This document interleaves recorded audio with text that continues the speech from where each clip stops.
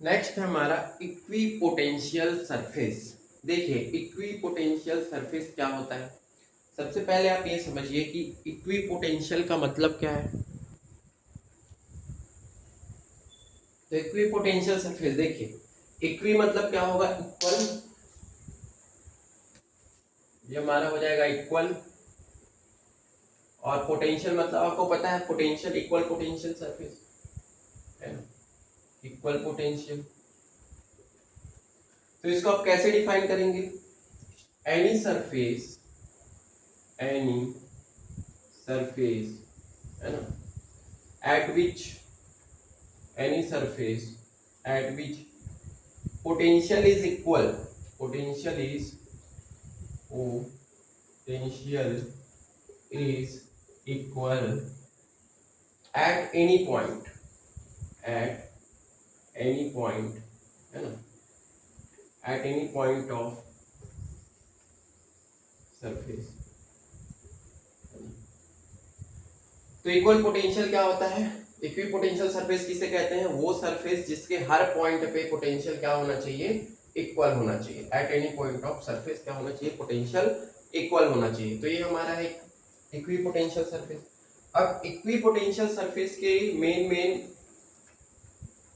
Properties क्या है, properties देख लेते हैं ना। तो लिख लीजिए इंपॉर्टेंट प्रॉपर्टीज,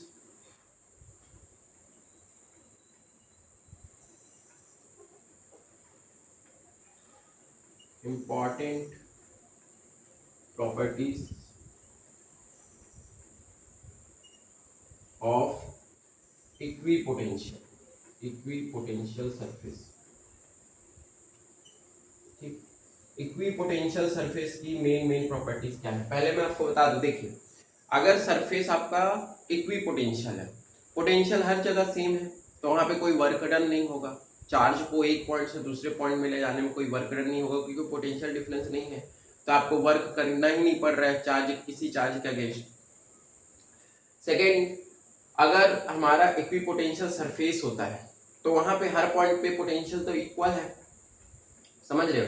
मतलब कि हम लोग क्या कर सकते हैं कि किसी भी दो इक्विपोटेंशियल सरफेस को इंटरसेक्ट नहीं करा सकते, है ना, क्योंकि वहां पे सेम रहता है, तो वहां पे एक ही इक्विपोटेंशियल होगा, दो को हम लोग इंटरसेक्ट नहीं करा सकते।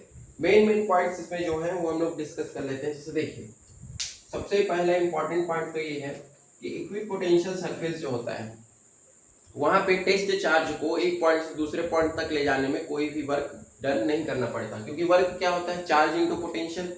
अगर पोटेंशियल जीरो होगा तो वर्क डन भी नहीं होगा। ठीक है, तो आप ऐसा लिख सकते हैं, पोटेंशियल डिफरेंस अगर जीरो है तो वर्क डन भी नहीं होगा। तो देखिए जैसे मैं आपको एक एग्जांपल दूं इक्विपोटेंशियल, मान लीजिए कि आपके पास टेस्ट चार्ज है या कोई चार्ज है +Q। ठीक, अब इससे r डिस्टेंस पे जो पोटेंशियल होगा, है ना, पोटेंशियल क्या होता है, KQ/R, KQ/R। अब किसी भी डायरेक्शन में इस चार्ज Q से जो पोटेंशियल होगा वो सेम ही होगा, KQ/R, KQ/R सेम ही होगा। इधर भी जो होगा क्या होगा, KQ/R सेम ही होगा। मतलब इस पॉइंट चार्ज के चारों तरफ इक्वल डिस्टेंस में जो पोटेंशियल होगा वो सेम ही होगा, है ना। और इन सभी पॉइंट्स को मिला के मैं स्फीयर ड्रॉ कर सकता हूँ ऐसा। तो क्या हम ऐसा कर सकते हैं कि किसी भी स्फीयर जिसके सेंटर में +Q चार्ज है, स्फीयर के हर एक पॉइंट पे जो पोटेंशियल होगा वो समान होगा, इक्वल होगा, तो इसे हम एक इक्विपोटेंशियल सरफेस बोल सकते हैं। किसी भी स्फीयर के सेंटर में जो चार्ज है उस चार्ज के कारण स्फीयर में जो भी पोटेंशियल होगा वो बराबर ही होगा इक्वल डिस्टेंस पे, तो उसे हम क्या इक्विपोटेंशियल सरफेस बोल सकते हैं। बिल्कुल, इसे हम एक इक्विपोटेंशियल सरफेस बोल सकते हैं। क्लियर। अब इक्विपोटेंशियल सरफेस में अगर हम टेस्ट चार्ज को एक पॉइंट से दूसरे पॉइंट पे ले जाते हैं तो लिख लीजिए इन equipotential surface at equipotential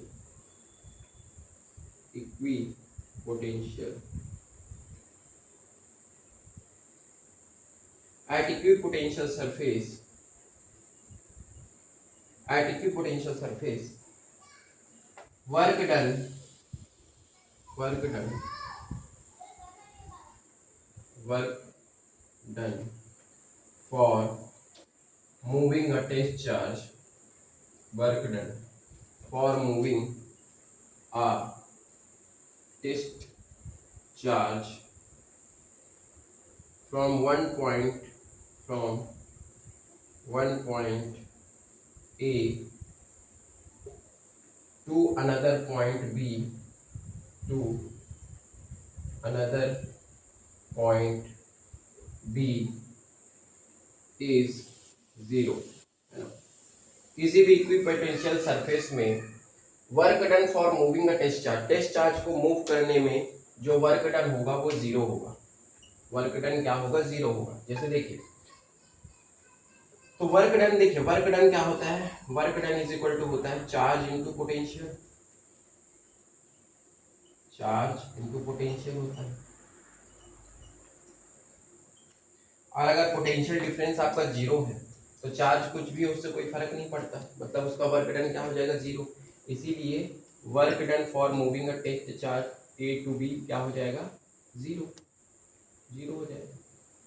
work done हुआ ही नहीं, क्योंकि पोटेंशियल डिफरेंस क्या हो जाएगा? जीरो हो जाएगा। चार्ज इनटू पोटेंशियल डिफरेंस होता है। क्लियर?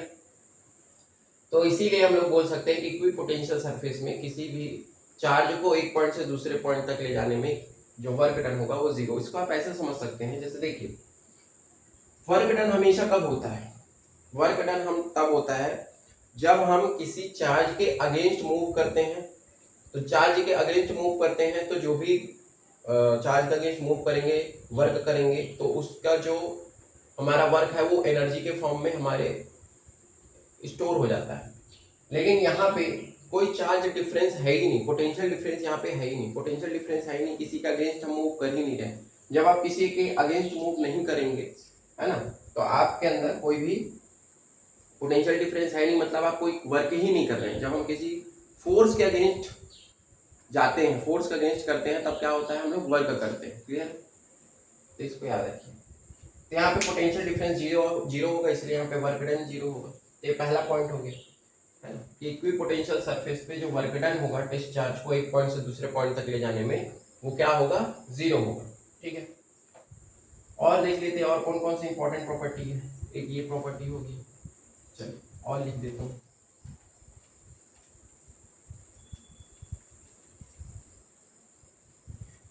सेकेंड इंपॉर्टेंट प्रॉपर्टी क्या होती है? तो देखिए, किसी भी इक्विपोटेंशियल सरफेस पे जो इलेक्ट्रिक फील्ड होता है ना, वो एक इक्विपोटेंशियल सरफेस के नॉर्मल में होता है, मतलब परपेंडिकुलर होता है। तो आप ऐसा लिख सकते हैं दैट द इलेक्ट्रिक फील्ड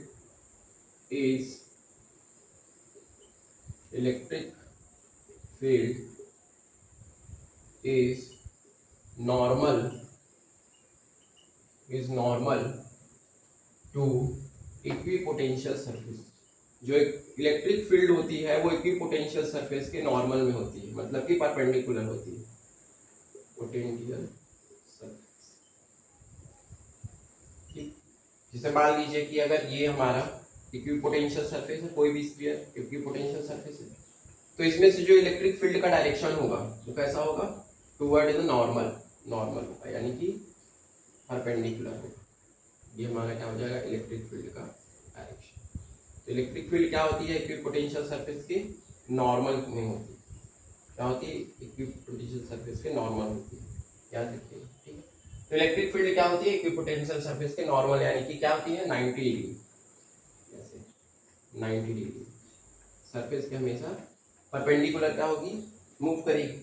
तो एक ये पॉइंट लिख लीजिए, सेकेंड पॉइंट। एक पॉइंट और लिख लीजिए कि, ठीक है, electric equipotential surfaces are, point लिख लीजिए, third point, equipotential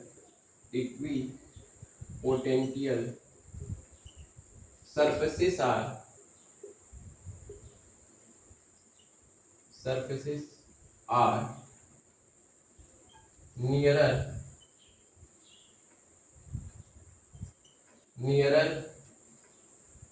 at strong field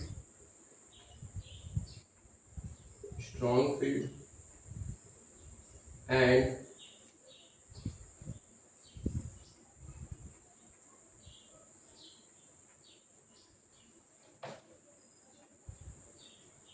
further away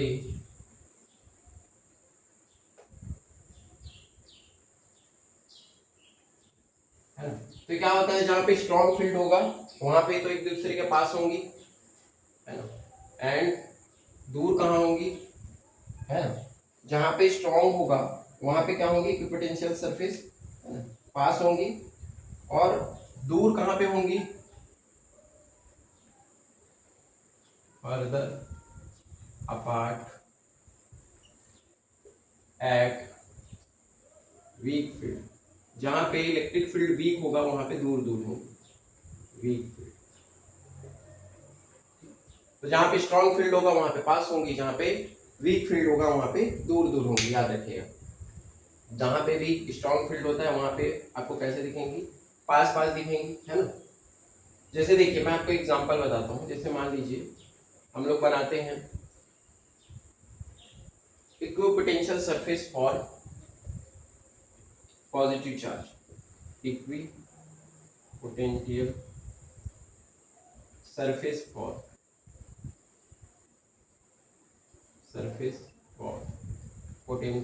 positive charge, for positive charge. जैसे मान लीजिए हम किसी पॉजिटिव चार्ज के लिए इक्विपोटेंशियल सरफेस बनाते हैं, ठीक है। तो देखिए मान लीजिए कि आपका पॉजिटिव चार्ज है ना, प्लस क्यू। अब इसका जो इक्विपोटेंशियल सरफेस होगा ऐसे ऐसे आप बनाओगे,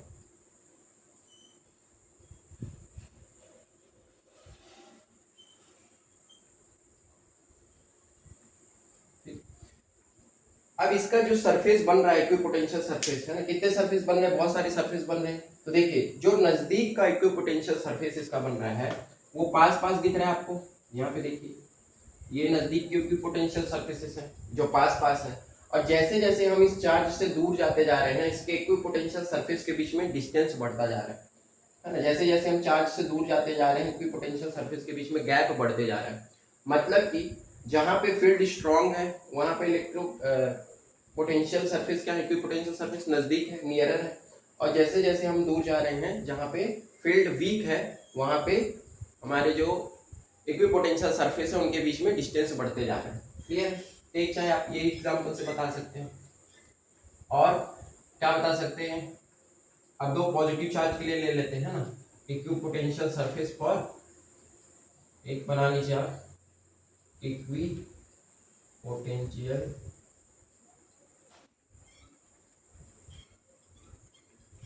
surface for two equal positive charge. मान लेते हैं कि दो इक्वल पॉजिटिव चार्ज। अब इनके लिए हम लोग इक्विपोटेंशियल सरफेस बनाते हैं। मान लेते हैं कि एक ये हमारा प्लस चार्ज है और एक इधर प्लस चार्ज, ठीक। अब दोनों के लिए बनाते हैं हम लोग इक्विपोटेंशियल सरफेस। तो देखिए कैसे बनेगा, पहले तो नजदीक वाला बनेगा, ये हो गया इसका सबसे नजदीक का इक्विपोटेंशियल सरफेस,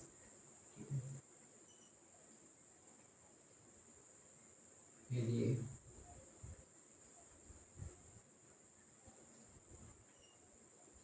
ठीक, फिर और बना लीजिए,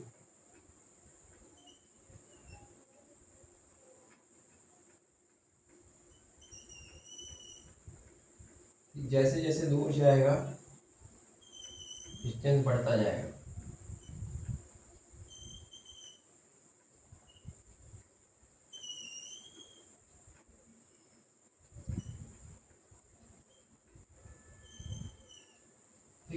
तो देखिए दो पॉजिटिव चार्ज के लिए हमने इक्विपोटेंशियल सरफेस बनाया। अब इसको ध्यान से देखिए, आपको समझ में आ रहा होगा कि क्योंकि ये दोनों पॉजिटिव चार्ज है, दोनों रिपल करेंगे, तो दोनों का एक दूसरे की तरफ क्या होगा, जो पोटेंशियल फील्ड होगा वो वीक फील्ड होगा। यहाँ पे तो है ही नहीं, फील्ड बहुत वीक है, तो यहाँ पे जो इक्विपोटेंशियल सरफेस है दूर दूर दिख रहे हैं। लेकिन इसके इस तरफ अपोजिट साइड और इसके इस तरफ फील्ड बहुत स्ट्रांग है, क्योंकि यहाँ पे इक्विपोटेंशियल सरफेस पास पास है, ठीक है। तो जब सेम चार्ज रहता है इनके बीच में रिपल्सन होता है, तो इनके बीच में इलेक्ट्रिक फील्ड सबसे कम होता है, समझ लो। इसीलिए यहाँ पे जो पोटेंशियल गैप है वो मैक्सिमम है, इक्विपोटेंशियल सरफेस के बीच में जो गैप है मैक्सिमम। लेकिन इसके अपोजिट साइड में देखिए जो सरफेस है वो पास पास में है, मतलब कि वहाँ पे फील्ड स्ट्रांग है और वहाँ पे इक्विपोटेंशियल सरफेस इसीलिए क्या है, नज़दीक है। तो जहाँ पे फील्ड स्ट्रांग होता है वहाँ पे इक्विपोटेंशियल सरफेस नियरर होते हैं, और जहाँ पे फील्ड वीक होता है वहाँ पे इक्विपोटेंशियल सरफेस क्या होता है, फर्दर अपार्ट, यानी कि दूर दूर होते हैं। क्लियर है? तो ये पॉइंट आप याद रखिए। ठीक है, तो एक ये हो जाएगा। ठीक है, तो इसको भी लिख लीजिए। ये हो गया हमारा इक्विपोटेंशियल सरफेस। अब अगर इक्विपोटेंशियल सरफेस को हम किसी यूनिफॉर्म इलेक्ट्रिक फील्ड से पास करें, यानी कि electric uniform electric field from equipotential surface, देखिए यूनिफॉर्म इलेक्ट्रिक फील्ड एक बनाते हैं हम लोग, uniform electric field, uniform electric field from equipotential surface,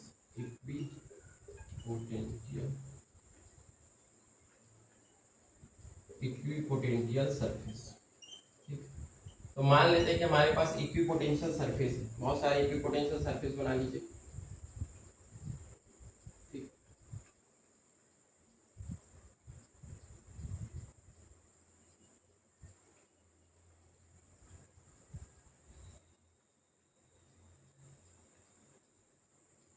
मान लेते हैं हमारे पास इक्विपोटेंशियल सरफेस है।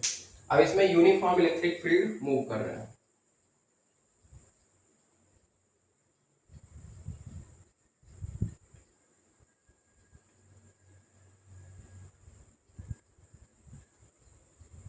ये हमारा ई।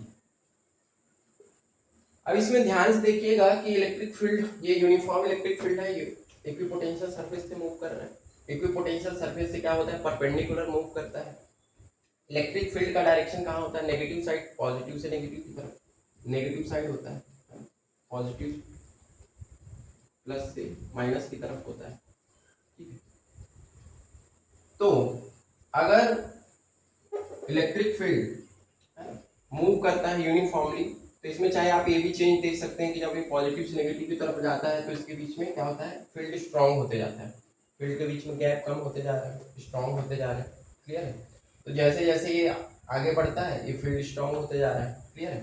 तो ये है यूनिफॉर्म इलेक्ट्रिक फील्ड, है ना, फ्रॉम इक्विपोटेंशियल सरफेस। इसको आप ऐसे करके दिखा सकते हैं कि सरफेस से क्या होता है, परपेंडिकुलर मूव करता है, और इसका डायरेक्शन कहाँ से होता है, पॉजिटिव से नेगेटिव की तरफ होता है। ठीक है, तो आप इस तरह से बता सकते हैं uniform electric field from equipotential surface. ये हमेशा कैसे मूव होता है, perpendicular to the surface move होता है। क्लियर? ऐसे करके आप इसको बना सकते हैं। अब इसमें एक इंपॉर्टेंट पॉइंट याद रखिएगा, कभी भी इक्विपोटेंशियल सरफेस एक दूसरे को इंटरसेक्ट नहीं करती है ना, तो ये भी पॉइंट लिख लीजिएगा कि equipotential surface, equipotential surfaces, equipotential surfaces never intersect each other, never intersect each other, कभी भी एक दूसरे को क्या इंटरसेक्ट नहीं करती है। क्यों इंटरसेक्ट नहीं करती है?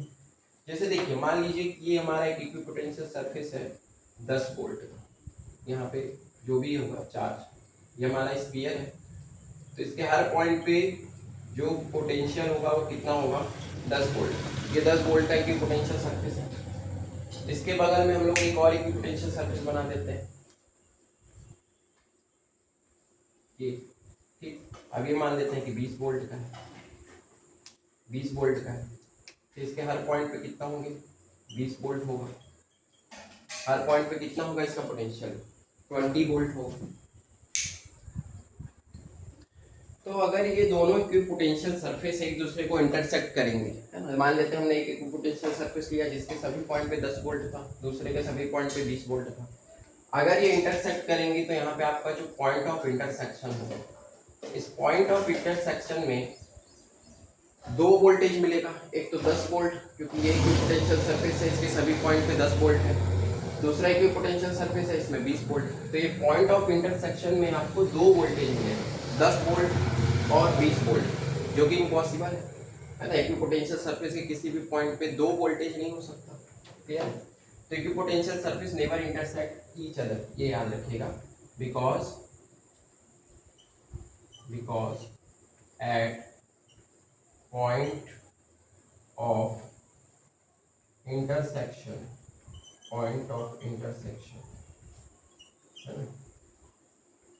it shows two different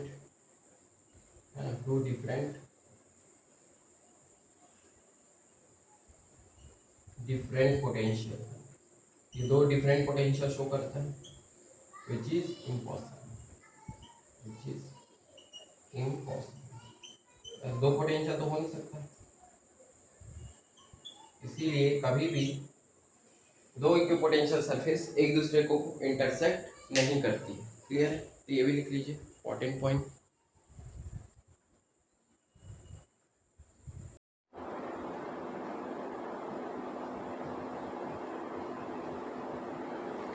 देखिए नेक्स्ट है हमारा इलेक्ट्रिक पोटेंशियल एनर्जी। अब इलेक्ट्रिक पोटेंशियल एनर्जी क्या होता है, तो देखिए ध्यान से समझिएगा। पोटेंशियल एनर्जी क्या है, पोटेंशियल एनर्जी हमारी 3 टाइप की हम लोग पोटेंशियल एनर्जी पढ़े हैं, है ना। एक पोटेंशियल एनर्जी होती है हम लोग की ग्रेविटेशनल पोटेंशियल एनर्जी, ग्रेविटेशनल, है ना, ग्रेविटेशनल पोटेंशियल एनर्जी है। एक आपकी इलास्टिक पोटेंशियल एनर्जी है, इलास्टिक पोटेंशियल एनर्जी, और एक हम लोग अभी पढ़ रहे हैं electric potential energy, electric potential energy. अब ये पोटेंशियल एनर्जी कैसे होती है, कैसे फॉर्म होती है, जब भी हम लोग फोर्स के अगेंस्ट वर्क करते हैं। याद रखिए, जब भी आप फोर्स के अगेंस्ट वर्क करेंगे तो वो work as a energy store हो जाती है। जैसे मान लीजिए कि यहाँ पे +Q चार्ज, पॉजिटिव चार्ज, और हम कोई टेस्ट चार्ज, पॉजिटिव चार्ज को इस +Q चार्ज की तरफ ले जा रहे हैं, है ना। तो ये दोनों पॉजिटिव चार्ज है, दोनों में रिपल्सन होगा, इन दोनों के बीच में फोर्स लग रहा है। अब हम क्या कर रहे हैं, फोर्स के अगेंस्ट वर्क कर रहे हैं। जब आप फोर्स के अगेंस्ट वर्क करते हैं तो इस पे जो एनर्जी स्टोर होती है वो क्या कहलाती है, इलेक्ट्रिक पोटेंशियल एनर्जी, है ना। फोर्स के अगेंस्ट जब भी आप वर्क करेंगे, एक ऐसा फोर्स लगेगा इन दोनों के बीच में, इलेक्ट्रोस्टैटिक फोर्स। तो इलेक्ट्रोस्टैटिक फोर्स के अगेंस्ट अगर हम इस चार्ज को इस तरफ ले जाएं, +Q की तरफ, तो हमें वर्क करना पड़ेगा। अब ये वर्क इस पे एज अ एनर्जी स्टोर हो जाएगा, वही एनर्जी क्या कहलाएगी, हमारी electric energy, electric potential energy, clear है। वैसे ही जब हम लोग ग्रेविटी के अगेंस्ट वर्क करते हैं तब ग्रेविटेशनल पोटेंशियल एनर्जी, है ना। मान लीजिए किसी चीज़ को आप उठाते हैं तो आप क्या करते हैं, ग्रेविटी के अगेंस्ट उसको वर्क कर रहे हैं। तो जब आप ग्रेविटी के अगेंस्ट वर्क करते हैं तो उसमें पोटेंशियल एनर्जी स्टोर हो जाती है ना। हम क्या कर रहे हैं, ग्रेविटेशनल फोर्स के अगेंस्ट क्या कर रहे हैं, वर्क कर रहे हैं। तो जब आप फोर्स के अगेंस्ट वर्क करते हैं, हमेशा याद रखिए, जब हम फोर्स के अगेंस्ट वर्क करते हैं तो वो work as a potential energy store हो जाता है। वैसे इलास्टिक पोटेंशियल एनर्जी, जैसे कोई स्प्रिंग है उसको आप खींच रहे हैं, खींचते हैं तो आप क्या करते हैं, उसमें फोर्स के अगेंस्ट उस पर वर्क करते हैं या उसको कंप्रेस करते हैं, फोर्स के अगेंस्ट वर्क करते हैं। इलेक्ट्रिक पोटेंशियल एनर्जी, है ना, यही वाला हमको पढ़ना है। इलेक्ट्रिक पोटेंशियल एनर्जी देखिए क्या होता है, इलेक्ट्रिक पोटेंशियल एनर्जी। तो इलेक्ट्रिक पोटेंशियल एनर्जी में क्या होता है कि एनर्जी स्टोर्ड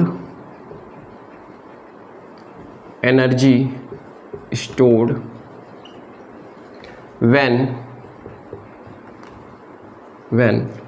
work is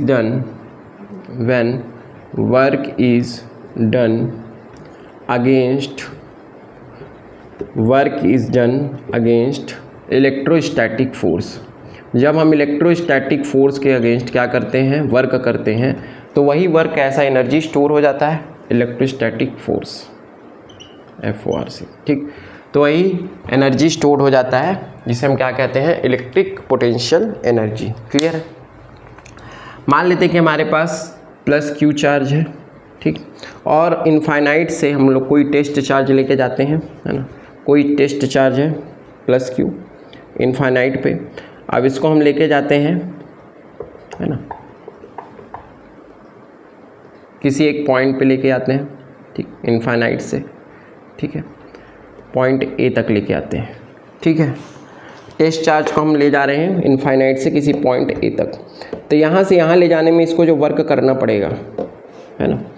अब फोर्स इस पर कहाँ लगेगा, इस तरफ लगेगा, ठीक है, अपोजिट डायरेक्शन में, क्योंकि दोनों पॉजिटिव है तो अपोजिट डायरेक्शन में फोर्स लगेगा। तो इस पर जो वर्क करना पड़ेगा, मान लेते हैं कि dx दूरी तक ले जाते हैं, प्लस क्यू चार्ज को dx दूरी तक ले जाते हैं, तो कितना वर्क करना पड़ेगा, dw वर्क करना पड़ेगा स्मॉल। तो वर्क क्या होगा, dw इज इक्वल टू क्या होगा, f into dx, force into displacement, है ना। इस पर फोर्स इलेक्ट्रोस्टैटिक फोर्स और ये जो डिस्प्लेसमेंट है dx, ठीक है। और ये दोनों क्या होंगे, हम लोग ले कहाँ जा रहे हैं, इस तरफ ले जा रहे हैं, और फोर्स अपोजिट डायरेक्शन में लगेगा, क्लियर है। मतलब cos 180 डिग्री दोनों के बीच में, फोर्स और डिस्प्लेसमेंट के बीच में जो एंगल होगा कितना, 180 डिग्री, दोनों अपोजिट है, 180 डिग्री में होगा, माइनस नेगेटिव साइन के साथ आएगा। तो ये तो स्मॉल वर्क हो गया। अगर हम प्लस क्यू चार्ज को स्मॉल डिस्टेंस dx तक ले जाते हैं तो यहाँ तक ले जाने में जो वर्क डन होगा वो इतना होगा, ठीक है। अब यही स्मॉल वर्क को हम लोग ऐड करते जाएंगे। हमें क्या करना है कि प्लस क्यू चार्ज को किसी एक पर्टिकुलर पॉइंट तक ले जाना है ना। मान लेते हैं पॉइंट बी तक ले जाना है ना। तो पहले स्मॉल वर्क निकालेंगे, फिर स्मॉल वर्क को ऐड करते जाएंगे, इसका इंटीग्रेशन कर देंगे, ठीक है। तो हमें क्या मिल जाएगा, पूरे वर्क का पूरा वर्क मिल जाएगा। तो इसका आप निकाल लीजिए कि तो W क्या होगा, प्लस क्यू चार्ज को किसी एक पर्टिकुलर पॉइंट बी तक ले जाने के लिए वर्क क्या होगा। तो मान लेते हैं कि इसका डिस्टेंस है r, कितना डिस्टेंस है, r तक है, प्लस क्यू से r डिस्टेंस है पॉइंट P का, ठीक है। तो यानी इनफाइनाइट से हमें r तक ले जाना है, इनफाइनाइट से कहाँ तक ले जाना है, r तक ले जाना है, ठीक है, प्लस क्यू चार्ज को। तो इंटीग्रेट कर दीजिए इंटू dw को हम लोग क्या कर देंगे, इंटीग्रेशन कर देंगे, क्लियर है। तो देखिए dw हमारा क्या है, f into D x, f dot D x ये होता है, ठीक है। तो इसका इंटीग्रेशन कर दीजिए, ठीक है। चलिए, तो फोर्स क्या होगा हमारा, फोर्स लिख लीजिए। तो W इज इक्वल टू हो जाएगा, वहाँ से वहाँ तक ले जाने में जो फोर्स लगेगा, फोर्स क्या होता है, क्यू नॉट अपॉन कितना डिस्टेंस है, कहाँ से कहाँ तक ले जा रहे हैं, R तक ले जा रहे हैं, है ना। यानी कि इस पॉइंट B पे जो फोर्स लगेगा प्लस Q के कारण, फोर्स कितना लगेगा, KQ into Q naught by R square, है ना। ये फोर्स लगेगा हमारा KQ नॉट बाई कितना हो जाएगा, R स्क्वायर, एक सेकेंड, बाई R हो जाएगा ना, यहाँ से यहाँ तक लगने वाला फोर्स, ठीक है। चलिए, जो हो जाएगा हमारा इस पे लगने वाला फोर्स, और ये हो जाएगा हमारा फील्ड KQ नॉट। तो यहाँ पे फोर्स लिख लीजिए, फोर्स तो हमारा कांस्टेंट है, बाहर चला जाएगा, इंटू dx है, ठीक है। तो जो बाहर चला जाएगा उसको बाहर कर देते हैं, ठीक है। तो देखिए इक्वल टू क्या आ जाएगा, चाहे आप r डिस्टेंस में ले सकते हैं चाहे x डिस्टेंस पे। मान लेते हैं अगर ये x डिस्टेंस पे है तो इसको आप x ले सकते हैं, है ना। मान लेते हैं पूरा डिस्टेंस कितना है, x डिस्टेंस पे, यहाँ पे, यहाँ से ले लीजिए, मान लेते हैं कि x डिस्टेंस पे है। पहले हमने स्मॉल के लिए निकाला, अब फुल के लिए निकाल लीजिए। ये मान लेते हैं कि x डिस्टेंस पे, तो ये हो जाएगा हमारा x ले लीजिए। फोर्स कितना होगा, यहाँ से x डिस्टेंस तक ले जाए, पहले dx तक ले गए, अब x डिस्टेंस तक ले जाइए। इस पे फोर्स कितना लगेगा, F is equal to KQ into Q naught by X square, ठीक है। ये हो जाएगा एक्स स्क्वायर। कॉन्स्टेंट टर्म को बाहर ले जाइए, तो यहाँ से हम लोग ले जाते हैं KQ नॉट को बाहर ले जाइए, ठीक है। ये क्या है, cos 180 डिग्री, cos 180 डिग्री क्या हो जाएगा, -1 होता है, तो माइनस साइन के साथ आ जाएगा, यहाँ पे माइनस ले लीजिएगा, ये माइनस हो जाएगा। अंदर में क्या बचेगा, इनफाइनाइट से r 1/x square into D x, ठीक है। अब 1/x स्क्वायर को क्या कर देते हैं, इंटीग्रेशन कर देते हैं, upper limit minus lower limit, तो ये आ जाएगा -KQ, ये आ जाएगा आपका -KQ नॉट, और यहाँ पे आ जाएगा 1/x, -1/x इंटीग्रेट करेंगे तो, और ये इनफाइनाइट से r, ठीक है। nx/n+1 वाला फार्मूला लगा देंगे इसमें, upper limit minus lower limit कर दीजिएगा तो 1/r हो जाएगा, लोअर लिमिट तो इनफाइनाइट है, तो ये हो जाएगा इक्वल आ जाएगा आपका KQ/Q0/r। r कौन सा डिस्टेंस था, है ना, हमने क्या माना था कि हम कहाँ तक ले जा रहे हैं, यहाँ से यहाँ तक मान लेते हैं r डिस्टेंस है, ठीक है। तो KQ, है ना, r डिस्टेंस तक हम लोग ले जा रहे हैं, इनफाइनाइट से r डिस्टेंस तक ले जा रहे हैं, क्लियर है। तो ये आ जाएगा आपका W, ये हमारा वर्क डन हो जाएगा किसी भी टेस्ट चार्ज को कहाँ से कहाँ तक ले जाने में लिए, इनफाइनाइट से x डिस्टेंस तक ले जाने के लिए किया गया वर्क डन, ठीक है। कहाँ तक ले जा रहे हैं, इनफाइनाइट से r डिस्टेंस तक ले जा रहे हैं, ठीक है। F × dx, तो यहाँ पे f की वैल्यू रख दिए, है ना। यहाँ पे लगने वाला फोर्स, कितना फोर्स लगेगा, /x²। तो ये जो वर्क है ना, ये जो एनर्जी है, पोटेंशियल एनर्जी कंजर्वेटिव होती है, यही हमारा पोटेंशियल एनर्जी होगी, ठीक, यही हमारा वर्क डन होगा और यही हमारा क्या होगा, पोटेंशियल एनर्जी, ठीक है। तो ऐसे करके आप लिख सकते हैं, ठीक। तो किसी भी टेस्ट चार्ज को इनफाइनाइट से किसी पॉइंट तक लाने में जो किया गया वर्क डन होता है वही हमारा क्या होता है, पोटेंशियल एनर्जी, और ये हो जाएगा इसका फॉर्मूला। क्लियर है, समझ में आया कैसे बने, ठीक है। हमने क्या माना, मान लिया हमारे पास कोई टेस्ट चार्ज है इनफाइनाइट पे, इसको हम लोग स्मॉल डिस्टेंस dx तक ले जाते हैं किसी पॉइंट a तक, तो यहाँ से यहाँ तक लाने में जो वर्क करेंगे dw, work is equal to क्या होगा, force into displacement cos 180 degree, दोनों के बीच में 180, दोनों फोर्स और वर्क डन एक दूसरे का अपोजिट है, 180 डिग्री माइनस f dx आएगा।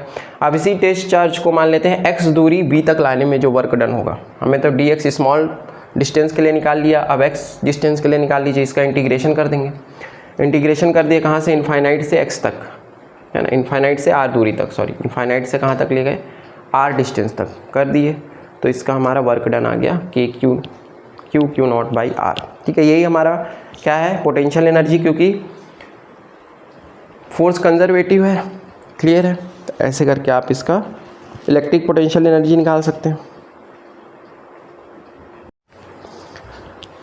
नेक्स्ट हम लोग इलेक्ट्रिक पोटेंशियल निकालते हैं 3 पॉइंट चार्जेस के लिए।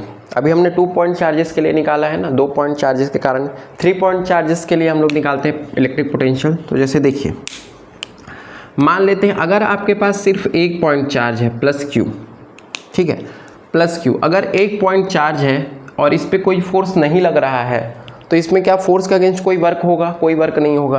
तो अगर आपके पास सिर्फ एक पॉइंट चार्ज है तो इसके लिए आपका जो पोटेंशियल होगा वो क्या होगा, 0, इसके लिए क्या होगा, पोटेंशियल 0 होगा, क्लियर है। अगर आपके पास एक और पॉइंट चार्ज है Q2, है ना, अगर आपके पास एक और पॉइंट चार्ज Q2 है तो Q2 पे Q1 के कारण फोर्स लग सकता है, बिल्कुल लग सकता है। तो यहाँ पे मान लेते हैं इनके बीच में जो डिस्टेंस है वो मान लेते हैं R12 है, ठीक है, इनके बीच में डिस्टेंस क्या है, R12 है। अब Q1 के कारण Q2 पे फोर्स लगेगा, इलेक्ट्रोस्टैटिक फोर्स लगेगा, तो यहाँ पे आपका पोटेंशियल होगा, तो यहाँ पे कौन सा पोटेंशियल होगा, तो आप निकाल सकते हैं U2 = जो फार्मूला निकाले थे KQ1 Q2/R12, ये हो जाएगा इसका जो पोटेंशियल ये आ जाएगा। मान लेते हैं कि हमारे पास Q3 भी है, एक और चार्ज आ गया Q3। अब अगर तीसरा चार्ज आ गया Q3 तो इस पे दोनों के कारण फोर्स लगेगा, एक Q1 के कारण इस पे फोर्स लगेगा और एक Q2 के कारण इस पे फोर्स लगेगा, दोनों इस पे फोर्स लगाएंगे, ठीक। तो देखिए Q2 के कारण मान लेते हैं Q2 और Q3 का डिस्टेंस है R23 और Q1 Q3 का डिस्टेंस है R13। तो Q3 पर दोनों के कारण फोर्स लगेगा और दोनों का फोर्स लगेगा मतलब दोनों के कारण इस पर पोटेंशियल एनर्जी आएगी। तो कौन सा पोटेंशियल एनर्जी आएगी, यानी U3 = आ जाएगा एक Q1 के कारण, यानी कि KQ1 Q3/R13 प्लस एक Q2 के कारण आएगा, इस पर फोर्स लगेगा, फोर्स का अगेंस्ट वर्क होगा, KQ2 Q3/ क्या आ जाएगा, R23। ये हो जाएगा U3 का फोर्स, ये U1 का, ये U2 का फोर्स हो जाएगा।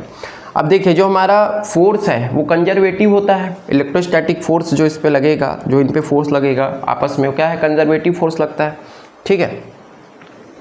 यही तो इसीलिए यही वर्क डन है, यही हमारा पोटेंशियल है। जो मैं आपको पहले बताया था, जो वर्क डन होगा वही हमारा पोटेंशियल है। तो चाहे आप इसको वर्क डन लिख लिए, चाहे इसको आप पोटेंशियल लिखिए, है ना, यही आपका पोटेंशियल है, यही आपका वर्क डन है।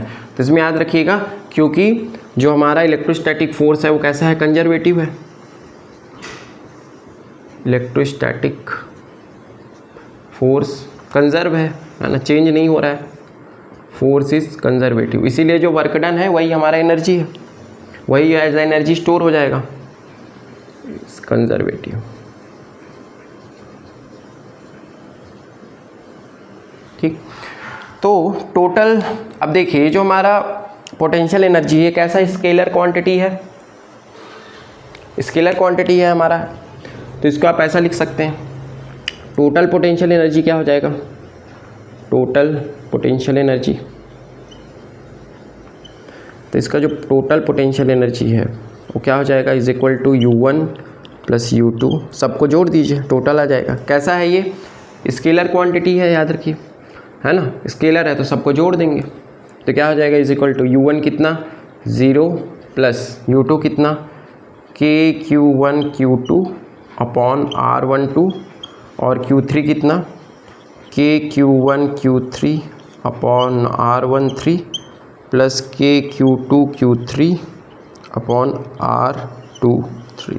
ये हो जाएगा टोटल पोटेंशियल एनर्जी। ठीक है, तो इस तरीके से आप टोटल पोटेंशियल एनर्जी निकाल सकते हैं तीन चार्जेस के लिए। हमने तीन चार्ज लिया, Q1 Q2 Q3। अगर सिंगल चार्ज रहेगा तो इस पर पोटेंशियल 0 होगा। अगर दो सिस्टम ऑफ चार्जेस रहेंगे तो Q2 पर Q1 के कारण फोर्स लगेगा, जिसके कारण इसमें पोटेंशियल एनर्जी ये आएगी।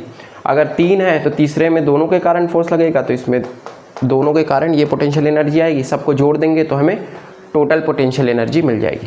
क्लियर है, तो ये हो जाएगा electric potential due to system of 3 charges. अगर एक और रख दे 4 तो 4 भी हो जाएगा, 5 भी रख सकते हैं। ठीक है, तो हम लोग चाहे तो चार्ज बढ़ाते जाएं, जितना चार्ज बढ़ाते जाएंगे उतना पोटेंशियल एनर्जी बढ़ते जाएगा। चलिए, तो एक ये हो गया हमारा। नेक्स्ट हम लोग निकालते हैं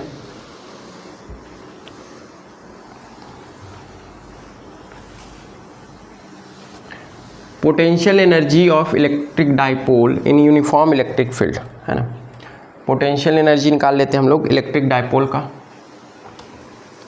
पोटेंशियल एनर्जी ऑफ, है ना, potential energy of electric dipole, electric dipole in uniform electric field, in uniform electric field. ठीक, तो मान लेते हैं कि हमारे पास एक यूनिफॉर्म इलेक्ट्रिक फील्ड है। यूनिफॉर्म है मतलब चेंज नहीं होगा, कांस्टेंट है। यूनिफॉर्म इलेक्ट्रिक फील्ड है E। ठीक है, अब इस पे कोई डाइपोल है। ठीक है, किसी भी एंगल में हम लोग ले लेंगे, मानते हैं ये डाइपोल है हमारा, ये डाइपोल है। ठीक, और ये कितने एंगल पे मान लेते हैं, थीटा एंगल पे है, थीटा एंगल पे है, चाहे θ1 एंगल पे ले लीजिए, θ1 एंगल पे है। ठीक है, अब इस इलेक्ट्रिक डाइपोल को, है ना, अब देखिए इलेक्ट्रिक डाइपोल, ये हमारा -Q, ये हमारा +Q। ठीक, प्लस से माइनस, ये होता है इलेक्ट्रिक डाइपोल। अब इलेक्ट्रिक डाइपोल किसी एंगल पे है, मान लेते हैं θ1 पे। अब ये इलेक्ट्रिक डाइपोल क्या होना चाहता है, इलेक्ट्रिक फील्ड के डायरेक्शन में आना चाहता है। देखिए इलेक्ट्रिक फील्ड कहाँ से कहाँ जाती है बता रहा हूँ, प्लस से माइनस की तरफ। तो ये जो प्लस वाला डाइपोल है कहाँ आएगा, माइनस की तरफ आना चाहेगा। मतलब कि ये किसी एंगल पे है लेकिन ये ऐसा आना चाहता है ना, ये क्या आना चाहता है, 0 डिग्री पे आना चाहता है। ठीक है, लेकिन अगर हम इलेक्ट्रिक डाइपोल पे, तो इस पर जो फोर्स लग रहा है किस तरफ लगेगा, फोर्स का डायरेक्शन किधर है, इस तरफ है। इस पर फोर्स का डायरेक्शन इधर लग रहा है ना, फोर्स का डायरेक्शन इधर लग रहा है, ये इसको ऐसे घुमाना चाहता है। लेकिन अगर हम इस पे फोर्स के अगेंस्ट वर्क करें, हम क्या करते हैं, इलेक्ट्रिक डाइपोल को घुमा देते हैं और ऊपर की तरफ, इसको हम लोग ऐसे घुमा देते हैं।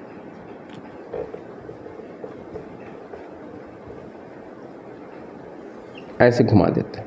ठीक, तो अगर हम मान लेते हैं इसको θ1 से कहाँ घुमा दिए, θ2 में घुमा दिए, θ2 पे घुमा दिए। तो ये हमने क्या किया, इसको फोर्स के अगेंस्ट वर्क कर दिया, है ना। ये ऐसा था, अभी हमने इसको ऐसे कर दिया। अब फोर्स इस पे इस तरफ लग रहा है, फोर्स का डायरेक्शन किधर है, इस तरफ है। फोर्स का डायरेक्शन इस पे इस तरफ है, इधर लग रहा है, लेकिन हम उसको घुमा रहे हैं फोर्स के अपोजिट। इलेक्ट्रोस्टैटिक फोर्स के अगेंस्ट वर्क कर रहे हैं। तो इसको मान लेते हैं कि ये जो इलेक्ट्रोस्टैटिक फोर्स के अगेंस्ट जो वर्क कर रहे हैं ये इस पे पोटेंशियल एनर्जी के फॉर्म में क्या हो जाएगा, स्टोर हो जाएगा। तो ये जो वर्क डन है, मान लेते हैं small work done in rotating the electric dipole against the electrostatic force क्या होगा, D W is equal to tau into D theta. मान लेते हैं डी थीटा पे इस पर हमने क्या किया, घुमा दिया। तो देखिए टाउ हमारा क्या होता है ना, ये हमने पहले भी पढ़ा था इसके फर्स्ट चैप्टर में, ठीक है। ये क्या है हमारा, टाउ इज इक्वल टू क्या है, P E sine theta, P E sine theta, ठीक। ये हमारा होता है, इसको यहाँ पे पुट कर देंगे तो क्या आ जाएगा, W is equal to P E sine theta into D theta. ये इलेक्ट्रिक डाइपोल है, ये इलेक्ट्रिक फील्ड है ना, ये हमने पढ़ा है। तो ये हो जाएगा, हमने टाउ की वैल्यू रख देंगे, क्या आ जाएगा, P E sine theta D theta, ठीक है। अब देखिए, अब ये तो स्मॉल वर्क हो गया, हम लोग इसको अगर थीटा डिग्री पे घुमा दिए, स्मॉल थीटा डिग्री पे हमने रोटेट कर दिया। अब अगर हमें टोटल वर्क निकालना है, टोटल वर्क निकालना है तो हम क्या करेंगे, इसका इंटीग्रेशन कर देंगे। तो इंटीग्रेशन कर दीजिए डी डब्ल्यू को, इंटीग्रेशन इज इक्वल टू इसका भी इंटीग्रेशन कर दीजिए, P E sine theta into D theta, ठीक। कहाँ से कहाँ घुमा रहे हैं, थीटा 1 से थीटा 2, तो थीटा 1 से थीटा 2 ऐसे रख दीजिए। डी डब्ल्यू को इंटीग्रेशन करेंगे तो डब्ल्यू ही आ जाएगा, डब्ल्यू इज इक्वल टू इधर क्या है, P E sine theta. P क्या है हमारा, डाइपोल मोमेंट कांस्टेंट रहेगा, ई भी कांस्टेंट है, यूनिफॉर्म इलेक्ट्रिक फील्ड है, इसको बाहर कर दीजिए। पी ई साइन थीटा का करेंगे तो क्या आ जाएगा, cos theta, minus cos theta आता है तो ये माइनस कॉस थीटा हो जाएगा। कहाँ से कहाँ, थीटा 1 से थीटा 2, ठीक है। ये हो जाएगा, upper limit minus lower limit रख देंगे, ठीक है। Upper limit minus lower limit, और माइनस साइन के साथ है इसलिए इसको आप ऐसे लिख लीजिए, पी ई, और ये हो जाएगा cos theta 1 minus cos theta 2, क्योंकि माइनस है इसलिए ऐसा हो जाएगा, माइनस को अंदर ले आएंगे, कॉस थीटा 2, क्लियर है। तो ये हो जाएगा आपका वर्क डन ऑफ रोटेटिंग, ठीक। ये हो जाएगा हमारा वर्क डन, और यही हमारा क्या है, यही हमारा क्या हो जाएगा, पोटेंशियल, क्योंकि फोर्स कंजर्वेटिव है। तो जो वर्क डन होगा वही हमारा क्या हो जाएगा, इलेक्ट्रोस्टैटिक फोर्स। तो ऐसे करके आप निकाल सकते हैं, ठीक है। चलिए, तो ये हो जाएगा हमारा, ठीक। तो ये क्या है, D W small work torque, है ना। जैसे देखो डब्ल्यू इज इक्वल टू क्या था, फोर्स इंटू डिस्प्लेसमेंट, है ना। रोटेशन के लिए हम लोग क्या लेते हैं, टॉर्क इंटू एंगल, कितना डिस्प्लेसमेंट हुआ। टाउ इज इक्वल टू क्या होता है, पी साइन थीटा होता है ना, पी और ई के बीच में जो एंगल बनता है, डाइपोल मोमेंट और इलेक्ट्रिक फील्ड के बीच में, पहले भी पढ़ चुके हैं इसको, है ना। और पी इज इक्वल टू क्या होता है, क्यू इंटू 2L होता है ना। इधर चार्ज इंटू डिस्टेंस बिटवीन, ये होता है क्यू इंटू 2L, ठीक। तो ऐसे करके आप निकाल सकते हैं। तो हमने डायरेक्ट यहाँ पे फार्मूला रख दिया, ये आ जाएगा हमारा पोटेंशियल एनर्जी। तो ये पोटेंशियल एनर्जी या electric potential energy on rotating a dipole in a uniform electric field, clear है। तो ऐसे करके आप इसको बना सकते हैं।